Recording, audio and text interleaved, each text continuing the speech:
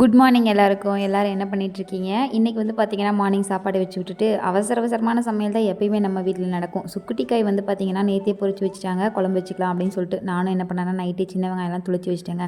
சிம்பிளாக ஒரு சுக்குட்டிக்காய் புளிக்குழம்பு வச்சிடலாமா? இந்த காயை நீங்கள் என்ன சொல்லுவீங்கன்னு மறக்காமல் கமெண்ட்ஸை சொல்லுங்கள். சின்ன வெங்காயம், கருவேப்பிலை இதெல்லாம் நல்லா வதங்கி ஒரு 4 தக்காளி பழுத்ததாக சேர்த்து நல்லா குழைய வதங்கினதுக்கப்புறமா ஒரு 1/4 ஸ்பூன் மஞ்சத்தூள் போட்டுட்டு 2 ஸ்பூன் அளவுக்கு குழம்பு மிளகாய் தூள் காரத்துக்கு ஏற்ற மாதிரி போட்டிருக்கேன்.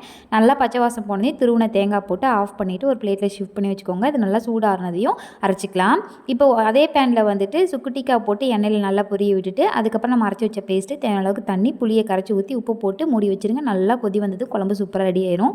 இந்த பீக்கங்காயை எவ்வளோக்கு வாங்கலான்னு மறக்காமல் கமெண்ட்ஸில் சொல்லுங்கள். நான் ரொம்ப அஃபோர்டபுள் ப்ரைஸில் இந்த 2 பீக்கங்காவும் சேர்த்து 20 ரூபாய்க்கு தாங்க வாங்கியிருந்தேன் நம்ம ஊர் சந்தையில். சூப்பரான பொரியலும் செஞ்சுட்டேன். தம்பி வந்து பிரெட் டோஸ்ட் வேணும்னு சொல்லியிருந்தான் ஸ்நாக்ஸுக்கு. சரின்னு சொல்லிட்டு அதையும் செஞ்சு லஞ்ச் பேக் பண்ணிவிட்டேன். நீங்கள் என்ன செஞ்சீங்கன்னு மறக்காமல் கமெண்ட்ஸில் சொல்லுங்கள். நம்ம ஈவினிங் சாக்ஸில் பார்க்கலாம்.